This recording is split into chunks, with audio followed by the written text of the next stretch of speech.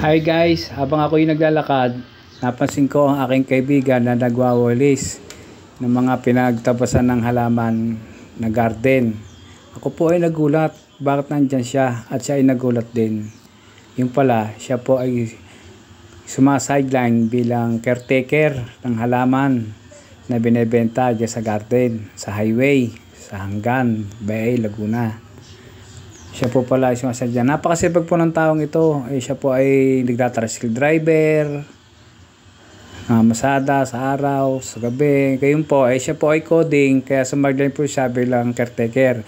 Ngayon po, siya po ay nagdidirect naman ngayon. Napakasipag po ng taong ito. Ito aking kaibigan nito. Wala po siyang pinitrabaho, basta alam niyo pinagkakitaan.